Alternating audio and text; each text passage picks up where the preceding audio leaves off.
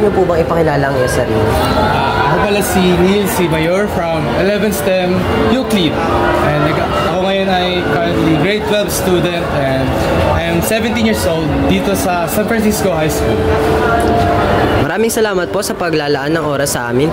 Mayroon lang naman po kaming itatanong sa inyo upang makapagbigay gabay po sa aming mga grade 11 STEM student sa mga karanasan po ninyo sa grade 12 STEM. Ang una pong katanungan ay, bakit po ninyo napili ang STEM? Ayun nga, STEM, why STEM? Lagi ako napapaisip noon, bakit STEM yung pinili ko? Nahihirapan ako mag-adapt. So, nag-STEM ako kasi alam ko maraming opportunities na pwedeng gawin. Makapagbibigay sa akin kasi flexible yung STEM Napakalawak ng ng sakop. And pwede mo siyang, may mga ma-apply kang subjects pagdating sa college. Hindi lang siya parang specific na kung ano lang yung course mo na gusto, yun lang. Kasi sa STEM kasi, doon nabibuild yung pinaka-foundation mo. Kasi sa college, hindi naman natin sure kung kung anong course yung kukunin natin in the future. Kaya nag-STEM ako. And I take STEM as a challenge din. Kasi yung math and English ko, nahihirapan ako doon. Mababa yung foundation ko and I take it as a challenge na rin para sa akin. Para mag-improve. Okay. One last icebreaker lang po bago tayo sa mga tanong na para sa mga karanasan nyo. Ano po yung pinakamaangas na nalaman mo nung nag-STEM ka? Like right now, until now. Right now, grade 12, doon ko lang nalaman na may robotics team. Kasi nga, obsessed ako nun sa Lego and gumagawa ko ng mga bagong trip ko lang nalalaroan dati using as Lego. And nakita ko dun sa robotics na yun na may pala dun, pwedeng gamitan ng mga Legos. Sabi ko, why not sumali ako? Pero hindi na ako nag-register para sumali sa robotics. Parang inano ko na lang kasi may mga klase akong mga nagro-robotics and ang gagaling nila. Doon ako na-amaze kasi sabi ko, grabe, ganito pala sa Kiko. May robotics team pala and yun, doon ko lang nalaman na may ganun palang club. Okay, Mr. Neil, meron ba akong tanong sa inyo? What has been the most challenging aspect of being a STEM student and how did you overcome it? For me, being a STEM student kasi merong weak foundations. Napakahirap naging STEM kapag mababa yung foundation mo kasi puro solving yung mga naranasan ko. Kaya suggest ko dun sa mga mag-STEM pa lang or yung mga mag-upcoming 12 STEM na dito mag-senior high ng grade 12, mas magandang mag-advanced study sa math and also English din para hindi kayo mahirapan. Pag nag-gets nyo kasi yung concept, madadalian na lang kayo sa pag-solve nun kapag sa math. Ang highlight ko kasi dito yung math kasi doon ako nahihirapan. Okay. So ngayon, pwede mo bang sabihin sa amin kung meron kang mga project that went totally wrong but you actually learned a lot from it? Yung mga pagkakamali sa project highlight ko na agad dito yung research kasi naranasan ko na yun. Grade 11, puro kami revision dun sa sa research namin. Medyo revision kami nung mga draft namin na ginawa. And sa paulit-ulit naming pagpapacheck sa professor namin na Sir R. Hello Sir R, dito na ako. And ayun, marami siyang mga tips and tricks na binigay sa amin na na-apply namin sa research namin kasi first time ko lang makagawa ng research nung wala akong magkaanong background sa paggawa ng research kaya yung mga binibigay ni Sir R na mga tips and tricks tsaka yung mga lesson na binibigay niya sa amin kung paano gumawa ng maayos and effective research and na-apply namin and nagbigay siya ng lesson para kung sakali sa paggagawa na ulit kami ng mga research research studies, hindi na kami masyadong mahihirapan ngayong grade 12 and na-apply naman namin siya ngayon and okay siya yung mga namin na-realize namin yung mga pagkakamali namin, naging lesson sa amin yun and ayun. Diba, nasabi mo na na-apply mo siya yung mga na-lesson ni Sir sa iyo.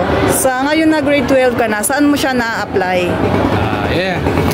Yung mga past lesson ni sir, na-apply ko rin sa buhay ko kasi na-realize ko na yung mga pagkakamali natin ginawa, hindi naman natin mababalik ulit yun. Hindi naman natin pwedeng balikan yung mga nakaraan para baguhin. Ang ginawa ko na lang, i-accept ko.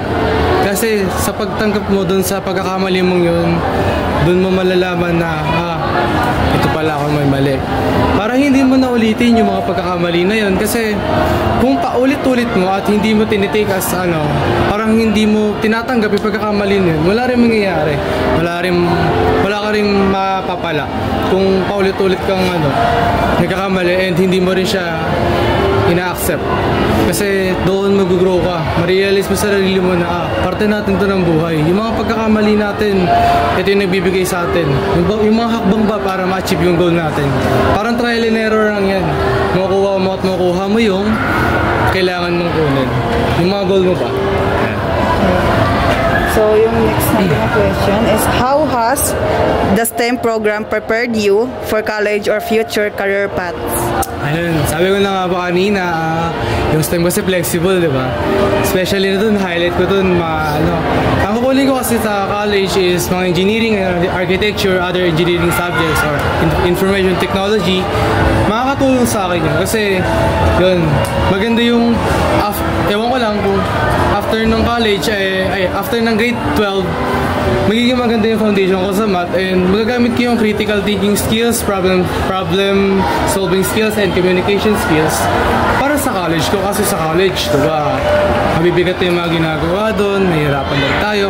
Parang nagkakaroon na tayo ng bird's eye dun sa mga gagawin natin eh. Kasi sa college, parang tinitake lang ulit natin yung subject pero pahirap na pahirap. Mas maganda kasi kung may maganda kang foundation sa existing, sa existing subject like math, algebra, geometry, and other trigonometry, yun. Mas maganda kasi kapag may ka doon, good foundation ka kasi hindi ka na mahihirapan. Parang mo na lang yun eh, may overview ka na doon sa lesson. Pahirap lang na pahirap. Kaya yun, kaya nag-STEM ako kasi ganun eh. Napaka flexible at malawak yung mga pwede mong kunin in college. So, okay, ito ang last na tanong. If you could give your grade 11 self one piece of advice about STEM, what would it be like? What do you wish you knew back then? At ano yung mga masasabi mo at ma-advise mo sa mga grade 11 student or pa senior high pa lamang? Okay, yung sa akin muna, yung sasabihin ko. Sabihin ko sa sarili ko, boy, mag-aaral ka, mag-review ka, lagi, wag ka puro laro, ML. Kasi nung grade 11, lang ako PCC lang ako noon. Ayun, na-realize ko nung first semester, ganito pala to kahirap. Kaya nun, sabi ko, kailangan ko baguhin yung routine ko. Sabi ko, nahihirapan ako, diba? Sabi ko, what if baguhin ko yung mga pinagagawa ko? Sabihin sa dati kong ako na, boy, mag-aaral ka ng maayos. Make your mama proud then papa, yes. And, okay, sana naman mga magti-take ng grade 11 for upcoming 12 STEM, 11 STEM, kaya 12 STEM. Advice pala sa inyo, mag-aaral kayo na mag-aaral kasi yun sa pag-aaral na yan, marami kayong matututunan.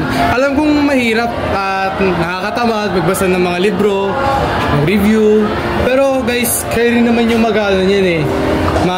Makakakuha niyan eh, hindi eh. Kayo lang din naman yung makikinabang kasi ma-realize mo yun sa dulo. Buti na lang nakapag-aral ako ng maayos, nag-advanced study ako.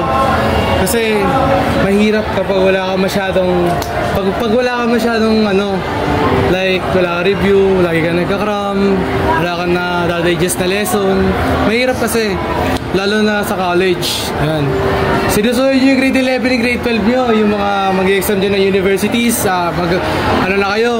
mag-review na kayo kasi alam ko, kakatapos na ng OPCAT. Next year niyan, meron na grade 12.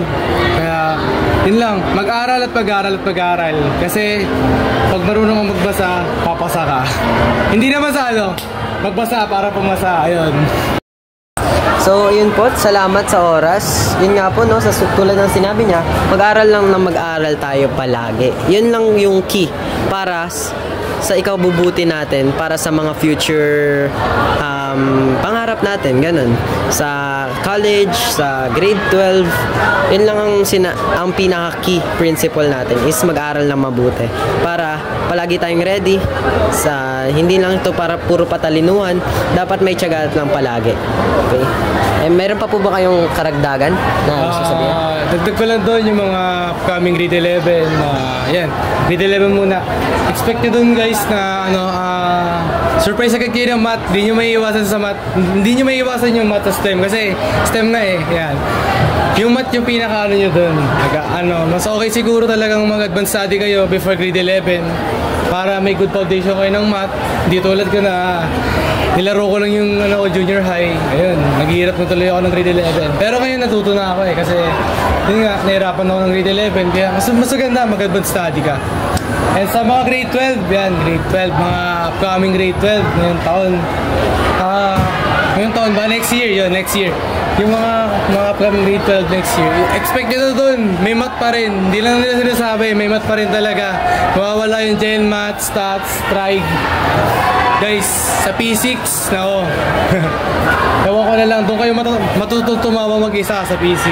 And also, dito talaga mawawala yung research nyo.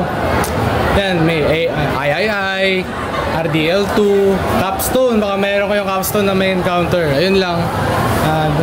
Maraming salamat. Maraming salamat po. Doon na po nagtatapos ang aming interview.